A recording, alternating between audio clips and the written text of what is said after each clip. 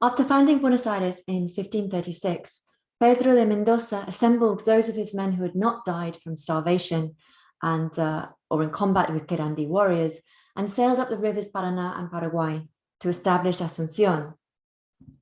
With him traveled a German explorer, Ulrich Schmidl, and his account of the journey provides the first written history of the Rio de la Plata region. This route was to become the favored point of entry for Europeans exploring the interior of the South American continent. In his chronicle of the expedition, Schmidl gives a typically crisp account of the slaughter of one group that they encountered on the shores of the river, the Mebenes, who numbered around 100,000 men. Esta gente nos salió al encuentro por agua en son de guerra, con 500 canoas o esquifes, pero sin sacarnos mayor ventaja. Les matamos a muchos con nuestros arcabuces, porque hasta entonces no habían visto arcabuces ni cristianos. In 2010, around 60 artists and researchers from Argentina, Paraguay, and Spain set out in an expedition to retrace Schmidl's journey up the river from Buenos Aires to Asunción, but with very different intentions. Their principal aim was to explore and to reinvigorate the riverine cultural heritage of Argentina's littoral region, a socio-natural landscape that has been densely inhabited for many centuries and thoroughly transformed by colonialism and capitalist development, but that remains part of a wetland system of huge environmental significance. The Paraná Ra'anga expedition brought together geographers, anthropologists, sociologists, historians, engineers, ecologists, architects, musicians, visual artists, filmmakers, linguisticians, poets, and philosophers. During the journey, which took several weeks, they organized activities in conjunction with local communities and cultural centers at ports along the route, such as poetry readings, practical astronomy sessions, and musical recitals. Artworks and studies relating to the expedition were exhibited afterwards in several countries and collated in a book compiled and introduced by the architect Graciela Silvestri, who was also one of the expedition's organizers. Although the journey was initially conceived to retrace the route taken by Schmidl, the travelers also sought inspiration from other historical expeditions along the river and through the broader region. In particular, they wished to revive the integrated interdisciplinary approach to knowledge that often characterized Romantic era voyages of exploration in Latin America. And the participants of this 21st century expedition were chosen precisely for their interest in entering into dialogue with other kinds of knowledge and expression, crossing the frontiers between disciplines. Together, their works bring into view how the river convenes multiple converging and diverging temporalities. They allow us to approach the landscape of the Río Paraná in multiple ways: as a territory forged by geological and hydrological processes, as a living ecosystem, as a historical place shaped by human activity, as the diegetic time and space of the journey itself, and as an imaginary space of projection and reflection on the past, present, and future. The journey itself becomes a palimpsest, a retracing of a route that doesn't fully erase those journeys that have been made before it. And this allows us to glimpse recurring forms of experience over time, entangling the past time of empire with the present time of global capitalism. But it also draws attention to past extinctions that are typically effaced in today's discourses of the Anthropocene. In discussing the expedition and the different texts and images that it inspired, I'm interested in how decolonial perspectives on environmental change may unfold in an attentiveness to temporalities that are often erased in dominant narratives of the Anthropocene. Anthropocene time is already a folding in of two very different timescales: the almost inconceivably deep time of geology and the much shorter history of capitalism. But Anthropocene time remains almost entirely linear in its conception. This is nowhere more evident than in the climate clock, which has been installed in New York City, Berlin, Seoul, and other major cities around the world, and that counts down to the deadline at which zero emissions need to be reached to keep global warming below the critical threshold of 1.5 degrees centigrade. The approaching destiny of the planet is measured here in empty, homogeneous, globalist clock time, gathering all of humanity together in a universality and a synchrony that are fundamentally illusory. In their quest to pluralize the Anthropocene from the perspective of international relations, Jack Amoureux and Vahun Reddy observe that the future is the hierarchically privileged horizon in the grammar of the Anthropocene. With the future progress promised by quote unquote normal politics at risk, global efforts must be turned towards averting impending disaster. The past, they argue, is discounted as a mere point of narrative curiosity. The present is the realm of action, but always in service of the future. Anthropocene time thus ignores the fact that experiences of environmental change are plural, and that apocalypse is not reserved for some future event that it might be possible to avoid. It has already transformed the lives of billions of the world's inhabitants. More concretely, as Catherine Yusuf states, the future tense used to configure the Anthropocene fails to recognize the many extinctions already suffered by Black and Indigenous peoples. In my reading of the text and images produced by members of the Paraná Ra'anga expedition, I'm going to bring out the encounters that they staged between divergent temporalities and how these can be read as a critique, first of contemporary global capitalism and its foundations in colonialism, but also of the temporality of the Anthropocene itself, which can in some ways be understood as the latest rhetorical means of furthering the interests of globalism and economic liberalism. The Paraná Ra'anga project was first devised as a response to cultural decline and environmental deterioration in the regions traversed by the Río Paraná and the Río Paraguay. These processes are already in evidence, but they're set to intensify. Silvestri explains that the waterway between Buenos Aires and Asunción was, until the late 20th century, a route favored by migrants, tourists, merchandise, and ideas. But as all transport along the rivers is now largely restricted to commercial barges, these rivers no longer operate as a cultural corridor. This decline began when passenger boats stopped plying the route between Asunción and Buenos Aires in the last century, but it's set to deepen given the works undertaken to create the Hidrovía Paraguay-Paraná-Río de la Plata. This is a mega-scale engineering project which was initially launched in 1991, but many of the most important phases have yet to be executed. It's been designed to reconstruct the waterways between Asunción and the Atlantic Ocean, making them more easily navigable by larger ships exporting agricultural and mining products. This, of course, reduces transport costs and makes trade more competitive. The shipping zone centered on the port of Rosario is already the largest agro-export hub in the world. In 2019, it dispatched 79 million tons of soy, maize, and wheat products. The planned works involve removing riverbank vegetation, blasting rocks and small islands, changing the course of the rivers to make them straighter and wider, and dredging them to make them deeper.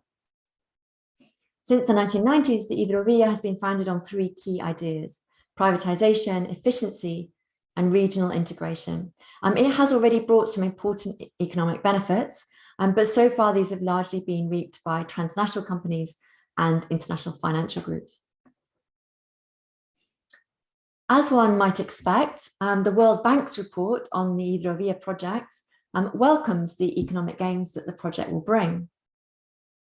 What's perhaps less expected is that it also recommends the project on the basis of its potential environmental benefits. These will mainly come from the transfer of freight transport from roads to the region's waterways, and this will reduce greenhouse gas emissions. On the other hand, the writers of the report express a concern that improved access to the rivers is likely to bring changes to land use that will effectively cancel out any environmental improvements. They state, if land use changes follow the pattern of expanding frontier regions in Latin America, this may imply increases in deforestation, forest fires, and habitat fragmentation. And they also note that there is no evidence that an institutional framework is being developed by any of the countries involved to manage this. In this context, one of the main purposes of the Paraná Ra'anga expedition was to register images of a river that is changing and very likely to change further. Its original premise might therefore seem to be founded on a relatively straightforward, if deeply troubling, narrative of cultural and environmental decline as a result of accelerating economic development. But this is not the only story that emerges from the experiences of the expeditioners and the texts and images they created. Many of these works can be read precisely as a challenge to such linear narratives. As well as throwing light on a history of multiple extinctions, catastrophes, and renewals that is often elided in global discourses of the Anthropocene, they also help us imagine what kinds of dwelling, past and future, have allowed or will allow humans to navigate the ebbs and flows of fluvial time, which constantly change the morphology of the landscape. Those kinds of dwelling, I'm going to suggest, are ones in which humans don't use technology in an attempt to protect themselves or remove themselves from the turbulent periodic dynamics of natural forces, but to live in a more integrated way with them.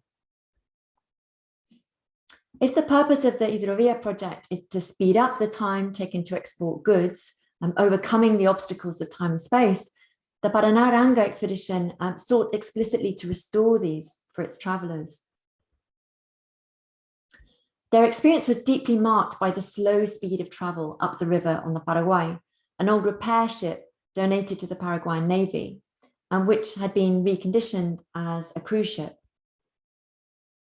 The sluggish pace of 5 miles an hour at most was often interrupted by setbacks and unplanned stops to allow a storm to pass or a mechanical fault to be fixed. For many of the voyagers, time and space seemed to stretch out when they were on board, advancing through a landscape that changed only subtly hour to hour. This expansion of time and space was to shape the 24 images composed by the Argentine photographer Facundo de Zuberia. In an exhibition text, Zuberia refers to the strange sensation of almost complete immobility as the boat traveled slowly upriver, and the effect of this creeping pace on urban eyes, so used to the variety and speed of stimuli in the city. Zuberia is best known as a city photographer. In part, his images recall landscapes painted by traveling artists in Latin America in the 19th century, such as those of the Río Paraná designed by Hermann Burmeister for his Vue pittoresque de la République Argentine, which, as the title acknowledges, followed the picturesque style often used in the period.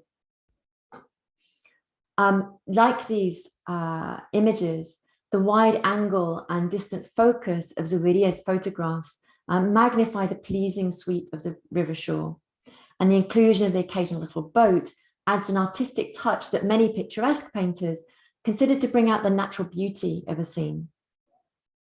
The ruggedness that William Gilpin, one of the first theorists of the picturesque, also identified as crucial to the genre, is present in the blustering clouds and the ruffling surface of the water in several photographs.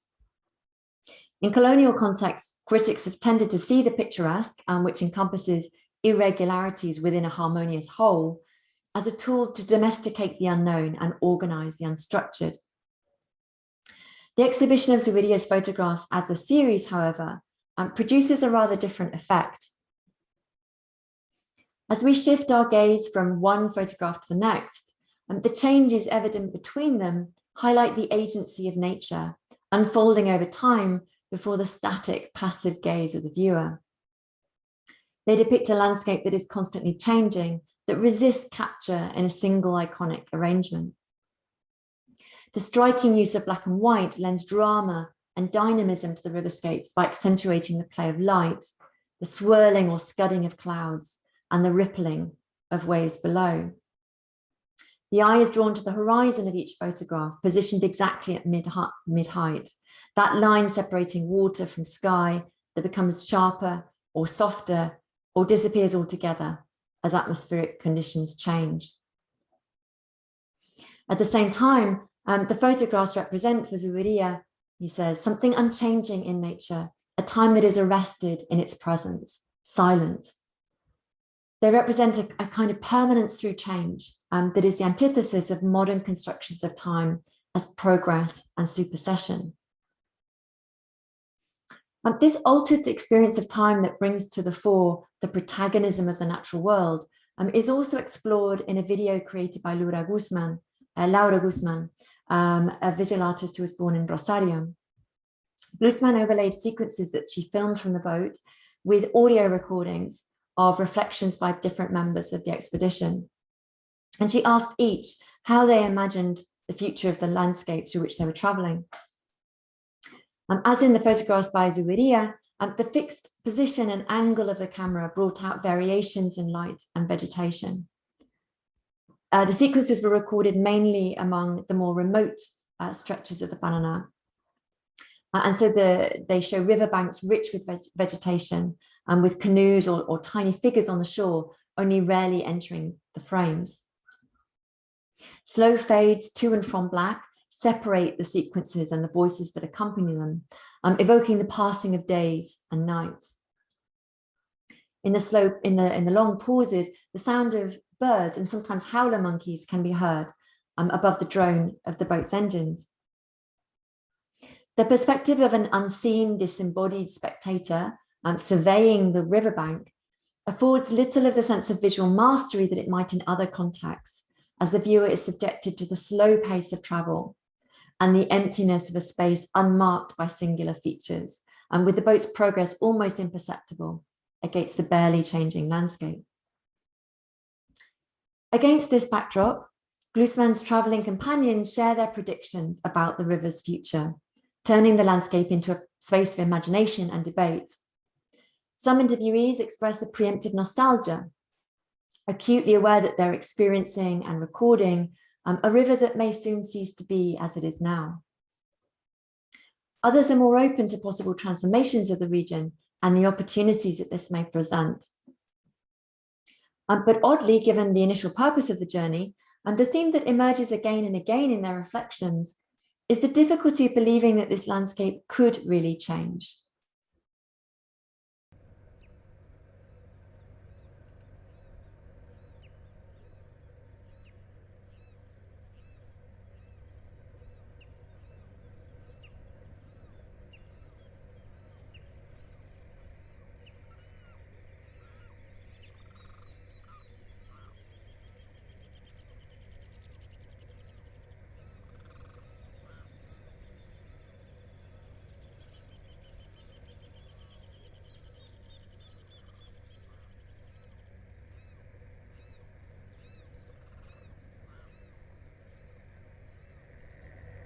Da la impresión que este paisaje no cambió, cambió apenas en algunos puntos pequeños, aislados en los 2000 kilómetros de río,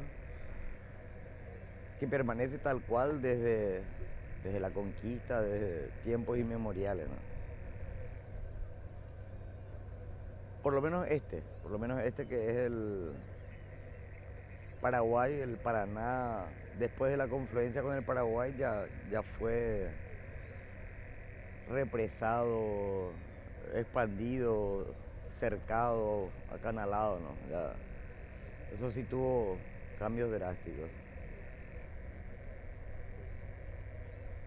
No me imagino esto demasiado cambiado si sobrevivió así 10, 20 siglos. No me imagino hombres con capacidad de alterar su curso, de cercarlo, de destrozarlo, cambiarlo radicalmente en los próximos siglos, ¿no? So one after another, in a very similar way, the interviewees affirm that they cannot imagine the river being subject to radical human intervention, given its immensity and its persistence through time. Their reflections bear witness to a powerful experience of the diminishment of the human in comparison to the magnitude of the natural world.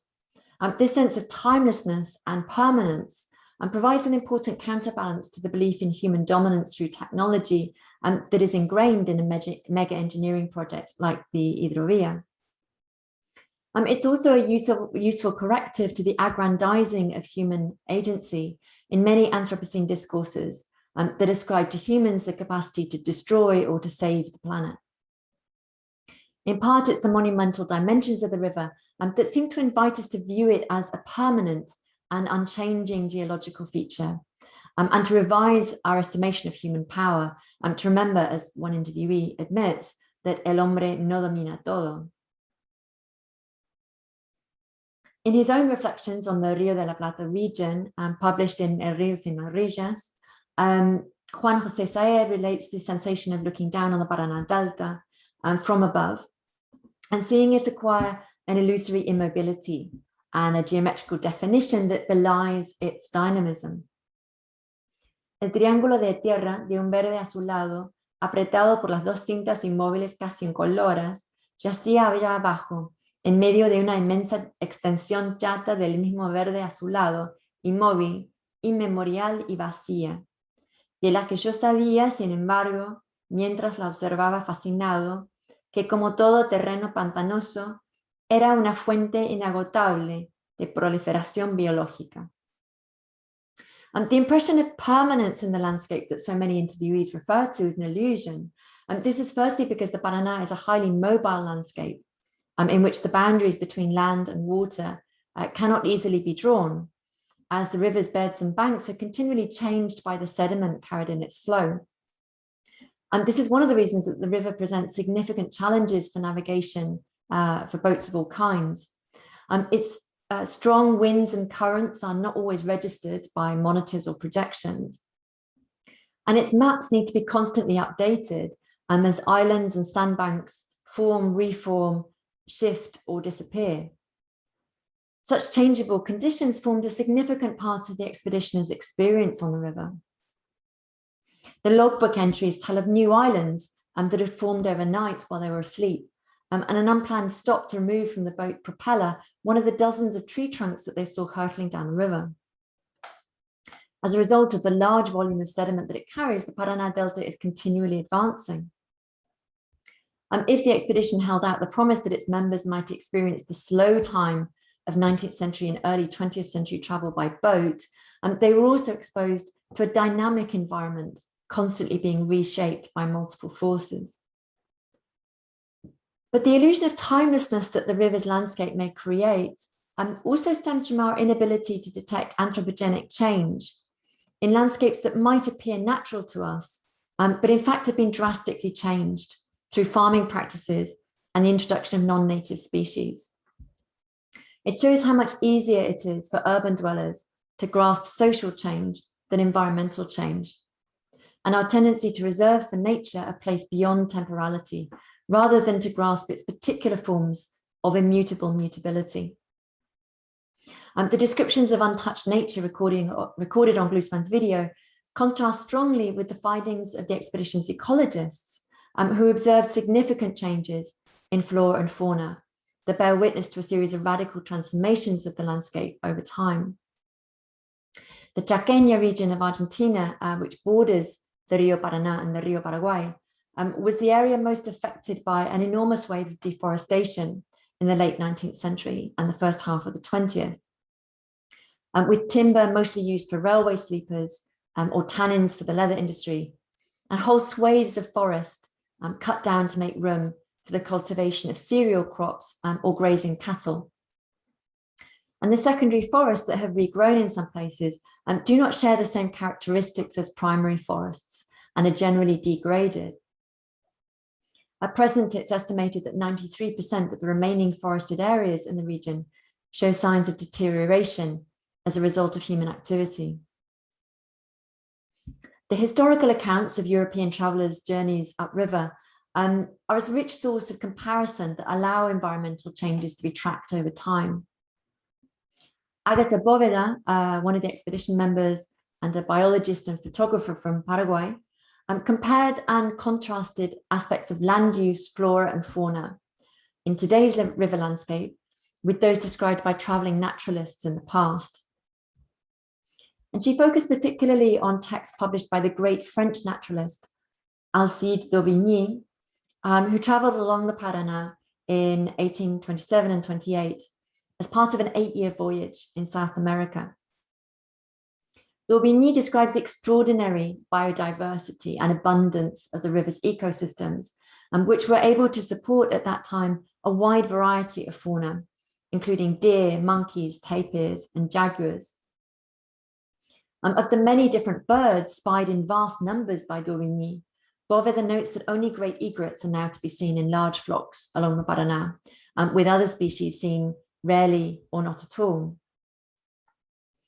In fact, the only mammal that Boveda was able to identify from the boat in 2010 was a species introduced in the region in the 16th century by early European settlers, namely the cow. Cattle ranching has in fact been the main cause of the loss of habitats for native species in the region. In his own essay, the geographer Carlos Reborati points to the environmental cost of the loss of huge tracts of forested land in order to make way for grazing cattle, which has also resulted in the retreat of other large animals that used to populate the area. d'Aubigny's account already registered the damaging effect of prescribed fires used to make charcoal and to improve grazing for cattle, with dramatic descriptions of the infernal spectacle that he witnessed. The accounts composed by Boveda and Reborati draw attention to the enormous and ongoing environmental impact of cattle farming since the early colonial period. This historicizing approach encourages us to make crucial links between the colonial era economic system and Argentina's current reliance on export commodities, as epitomized in the Hidrovía project, but also to think more broadly about the relationship between imperialism and environmental change.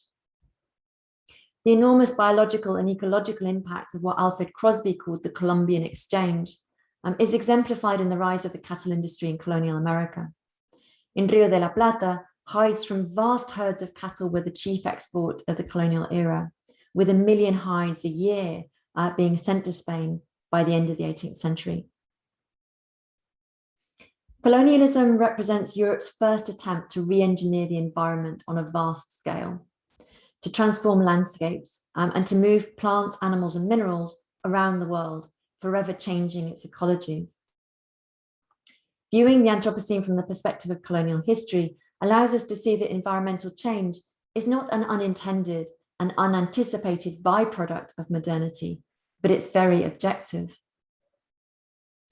As Kyle White puts it, Indigenous persons and allies examine climate change less as a future trend and more as the experience of going back to the future. For anthropogenic, climate change is an intensified repetition of anthropogenic environmental change inflicted on Indigenous peoples via colonial practices that facilitated capitalist industrial expansion. It's for this reason that Yusuf is deeply suspicious of the past innocence that Anthropocene discourses often posit, the suggestion that we are only now realizing the repercussions of past actions, and that these violences were an unforeseen byproduct or excess of these practices and not a central tenet of them. In this light, putting a date on when the Anthropocene begins is not only of scientific importance, it also affects the stories that we tell about how human society has developed. Among the many dates proposed for the dawn of the Anthropocene, Simon Lewis and Mark Maslin choose 1610. This is the year that marks the end of a sudden dip in atmospheric carbon dioxide caused by the deaths of more than 50 million people in the Americas over a few decades, killed by Europeans and particularly the diseases that they carried with them. Although Lewis and Maslin ground their theory in geological records and other data, as you can see here, they also emphasize the political importance of the narrative that is supported by their choice of dates, pointing as it does to an intrinsic relationship between long-term planetary environmental change and the history of colonialism, slavery, and profit-driven capitalism. An important impetus in the global campaign against climate change stems from the desire to turn back the clock, to recapture the carbon that we've released into the atmosphere. Looking at environmental change through a decolonial lens shows us that there are events that are simply not reversible, especially given the close relationship between environmental change and the decline and extinction of people groups that wove their lives into a particular landscape. But as well as recalling the eco-genocides of the past, I believe that decolonial approaches may also bring into view alternative modernities that might allow the coexistence of multiple worlds and their divergent temporalities. It's significant that many of the interviewees on Glusan's video prefer to imagine a future Paraná without significant human presence. More often than not, we find it difficult to imagine landscapes in which humans may coexist in more peaceable, sustainable ways with their environment. It's much easier to assume either that we should remove ourselves from nature or to lament the inevitability that we will ruin it, in the words of one of the interviewees. And both options effectively reaffirm an essential separation and discord between humans and the natural world. However, the last interviewee does envision a different way in which humans may inhabit this fluctuating riverine environment in the future. Hay tanto espacio aquí que da para puntuales intervenciones humanas. Está bien que se conserve partes libres de nuestra huella, pero también está bien que se pueda disfrutar de esto, incluso vivir aquí. Mi propuesta hipótesis es la de ciudades fluviales móviles. Es una idea. A similar desire for greater integration of humans in this environment is expressed by Bóveda in the conclusion to her ecological study. She writes, tal vez sea posible que los relatos de futuros viajeros de nuestra valiosa cuenca de la Plata cuenten historias de una humanidad que coexiste con su entorno, en lugar de una existencia aislada de la riqueza natural que nos caracteriza como continente. Recent human settlements in the region have catastrophically failed to negotiate a successful coexistence. Contemporary forms of river management rarely seek to accommodate the pulsating flow that characterizes rivers. Carl Wanson finds that the use of metaphors such as taming the floods and correcting the river course show that river management is still considered a war against nature rather than a harmonious coexistence. The highly dynamic nature of the Río Paraná has not been properly taken into account in planning human development along its shores. Maria Laura Bertuzzi points out that constructions have caused problems with drainage, and despite claims that they're located on securely reinforced ground, they're still vulnerable to rises in water levels and continual changes in the river's course. And the river's variability has been viewed, she says, as a disadvantage, a disorder, an anomaly. She proposes instead that it could be understood as an important factor in the design of new amphibian forms of development that are increasingly aligned with natural processes. She suggests, for example, the possibility of erecting buildings that are intended for temporary occupation or designed to coexist with the changing morphology of the river. Mega engineering projects such as the Hidrovía configure hybrid landscapes composed of water, technologies, people, discourses, and relationships of power. But quote-unquote natural landscapes inhabited by humans have always been created through close interactions between the biophysical, the technological, the social, and the cultural. Early accounts of expeditions up the Rio Paraná, such as those kept in the expedition's impromptu onboard library, they give us a glimpse into how other communities have inhabited this landscape. The fact that most of the land's pre-Hispanic settlers were nomadic or semi-nomadic enabled them to live successfully in a landscape that was subject to periodic flooding. Intermittent flooding has offered many advantages to human societies in the past that have benefited from the much greater biodiversity afforded by wetlands. And this has historically been the case along the Rio Paraná and the broader Pantanal region. Writing in the context of another settler colonial state, Australia, Nigel Clarke finds that integrating social history with geological or evolutionary history enables a kind of thinking that he says may supplement environmental apocalypticism. Focusing on those that have inhabited a region for tens of thousands of years brings into view the question of how to live on an earth that is subject to localized shifts and changes of state. And for Aboriginal communities in Australia, this often involved the expert management of fire to increase flora and fauna and to make land more inhabitable. Clarke suggests that as an alternative to both linear progressivist narratives and flashbang apocalypticism, attentiveness to long-term dwelling, viewed in tandem with dynamic environmental history, puts the stress on enduring, surviving, living on through whatever challenges the world delivers. Although only some elements of the Paraná Ra'anga project involve the direct study of Indigenous communities today, many of them bring into view the question of how humans have negotiated, or might in the future negotiate, a more reciprocal relationship with a dynamic wetland environment. These visions provide a crucial alternative to the flashbang apocalypticism in contemporary environmentalist discourses that Clarke deplores. Clarke's call there for an attentiveness to long-term dwelling in the context of a dynamic environmental history might also help us think differently about the relationship between colonialism and ecological change. In many ways, colonialism did produce a clear rupture in the evolutionary history of the Americas. But the language of rupture, tipping points, reversibility, irreversibility, which marks the globalist discourse of the Anthropocene, cannot account for the different temporalities that come into view when we consider the encounters between different cultures in a multi-species world. To think of ecological change in the region only or primarily as a form of rupture is to impose a linear movement from the authentic to the natural, the native to the colonized, from untouched wilderness to landscapes that have been thoroughly modified by human activity. These are also forms of colonial and romantic myth.